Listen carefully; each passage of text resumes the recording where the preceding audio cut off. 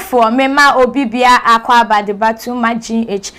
munya aba moson for Mercy Cow ne dey so me dey trending news ebremo ya betina yakonya kase mu se ya na ye ensem a chese si wo Ghana ha ma chese nipa bebre edun abobo na ye de babetuja ede amamo ye nti ya enya ne se accident asa esi wo chichamante kwan so a chese ye Kumasi Accra road na ye nhwemu a Ghana ha ase accident na se etasisi pa na biaye a etasisi nso Kumasi Accra road a chese empatemu wona esa ye teacher mante wa chese outmu se accident etasisi na enu ye musa se sa teacher mante wo den kra na wo ho den na hye wo anadu abobi ni abo ato kwan ne so a chese akowie mu se dan da ye ka accident akesie mu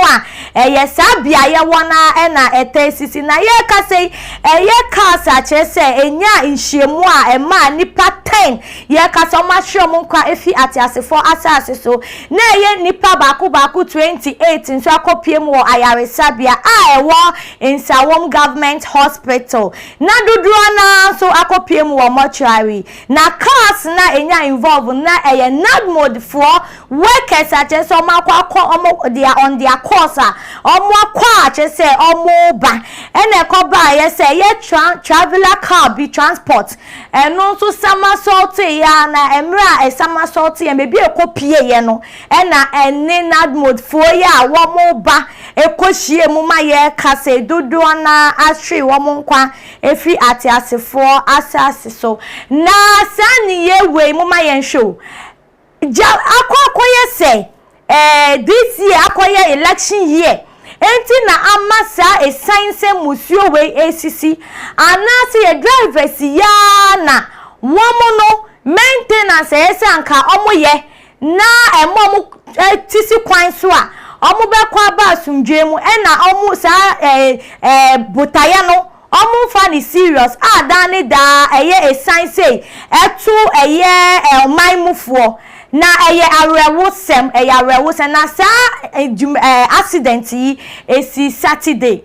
I want me a chess and Saturday in say a point so very busy and Casabi qua ye a be qua wedding chess a point to 4 a door so some reno and I will send me see and yet there are simple say I'm quiet 7 cars senior and saying Temara will be bray accident be bracisi and yet tema quanso tamale quanso Nancy and Casata quade quanso chess I near abutoyemo at the crana ACC woman na a car ye kase enya nhyiemu no traveler transport no car ekra number way GT540 GT5542520 that means just a car registration cra 2020 ya na nia eka so AE 1913 chese 2012 so eta echire na no ne car sai ye kase coach din hyiemu ma ya hwe nkofo bebre wo mu na sa accident we etiefo ne ahwefo den ne be ma accident ye tu etwa se akoye election year nti na rewusem yi gu so to aso a chese dan da ye hwi nipa moja ehwiegu ana se die se si adenti ase enhye de ni musa because owuo no adoso ma ye dwen wan ye nti ase accident ko ya rewusem VIP bus any other car ko hie mu wo teacher mante wo ya bia ye we wa a chese anu kra nu achi no osofo bi ne members ekogina wo dwampai bogu kwan so na ejiji sanka ye ne ye pa anka ne ye hwe ni mu sanka ye beti asempa se chese accident no esu etwakra wo kwan ne so nanso hwe endu na hia na foforo asesi biem that means sa empire course no na enye osofo ne kwampa na ese anka ekoso ese o man muni ni na etumi ema omani da wono mu nkabo mu bem na asofo akuku da ma abepiem wo man yi mu nyame asro mongo a chese omu di omudi echi wo wiase fanani na chese nyame osra mongo ano de botaye atuweni so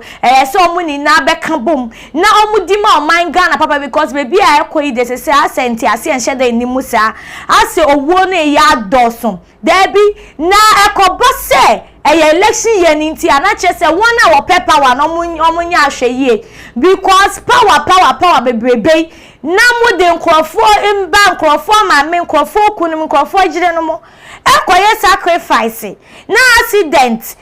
mo je hwegu se ana ese mo hu se da bi o wonchire buo power we ni na echi na nya ade a wo be chire buo unka asase so se ebetumi abase ne ya na wonya power na ochire ya nyame betumi ato ne side ya front omunjai se wuwusem vanity nyoma no ene akoma ye chese omudi pe wiase japade wiase akono nti omama nipa domo ehwe omunkwafi ate asefo asase na omunkan hu se da bi ni na echi no uja power ni wie na se wo enjoy na open na wie so hu se da bi atembo bi wo baby de ma because se arewo semono ya doson accident ya doso impetuwo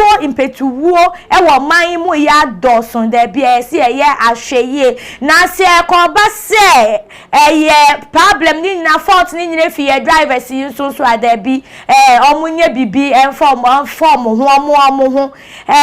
so mutimi man hihye ya edimu ayesa nko mu diso ma accident bebebe na tu chano omunhye na omuntimi enfa into anamo overspeeding na ekoso accident na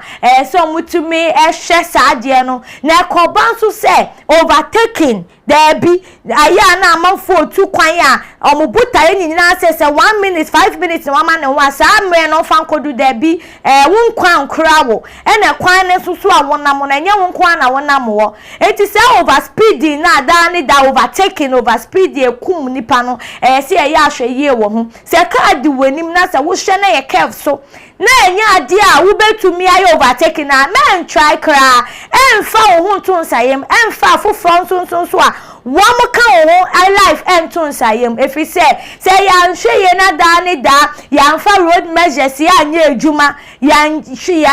overtaking ni overspeed yan hwe ni ya na chese accident ni de anya ne chida na tubetwo na se tun so entwan so de na chese Ghana for ye besa because yenfa butaye ese edisi eni so ema ye ni che no yenfa ensi eni so dia na chese Ghana for ye besa ayese binu mudani da omo careless life we be shepa omaimuwa no obi akonu mu nsa no patututu no de drive car na so passenger be hu se driver you abo ebi wa kwa geto aba and so still onu baby a wo pentam akọ ni business bi esi na ni so opeso ye nti no na watu na adwunu afro sa aka no da bi o say drivers ni ye careless passengers nso ye wo hu kwan se ye be ma ye ni adawo na ye hu owuo pa se owuo ba ni ebu ye ni egusu because ye pentam ye kohwio mogwaba ni atene mu dia na kire se ye be wu amfaso bia emba so ye be ko waste da bi da ni da measure se ye di tudwa wo driver wo si kwan mu a so onyoma bi wo say wutimi ekipi uwo ho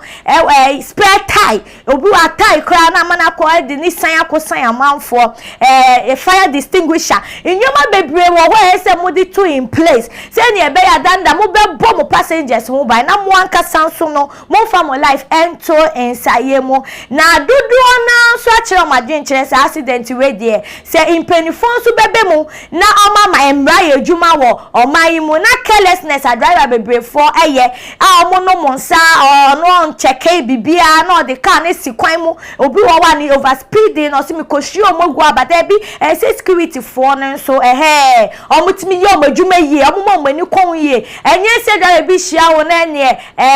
dani da se na dodo na susu se ye to ombotom de security yi for na won kasa dwuma ni si omo na so Ghana be ye a esi omo na so no maje no majai driver ama illegal in your does smuggling your does wo mai mu ada bi ye se Ghana emra so se ye de mbra ye ejuma na sa ye abrabo na ye yi ni free njuma paso no na ye boy ye bra waywardly anyhow no so ye hwe na ye jai se ne be ya da ne da na enkoye se ye san ye chi ye hwe ya dofo na emo ye nimu kwa na ye beko na etiefuo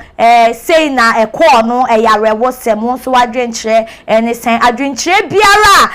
wo no fatu dwa emaye na afen so won subscribe ya na wa subscribe send ya dan da edi dwumedie bi atuma wo be first person won so won sa ebeke bi na wo share na wo like e de maye munyaba mo so from Mexico na ne dey me di breaking news and trending news e de ebremo aha ene me ma me kwan na me di mo si that ne me nim besa e hye bi. Too much GH. We did that say Japan. A break PM Besame TV. Me share too much GH. The move for. Hey, almost sports and as entertainment. Hey, the move for. Munko so show mo. No anybody de bia. Madam I say love you. Me did the Isaac Ojampo. We between family the great tampo. Bring. One man come on here too much GH. Too much GH. Mo ye too much. Na me so me ye. I'm more fire. Too much GH. We are boy what? Shout out to your fans and everybody who is watching Too Much GH. The major prophet kun chacha. On say me catch was say bomoden na hwe Too Much GH. On say me kan ye nyane bone pa na kase ye pe wo wi ase ya asondin. Asondin ti na Adam wo hu nyame ye no nyam no. Wo hu ne ma bi a wo hwehwehwehwe e wo other place ne ade. Kat won na bomoden na be hwe Too Much GH. Beshe ne subscribe bomoden o beshe pe na wa ye subscribe o subscribe subscribe na subscribe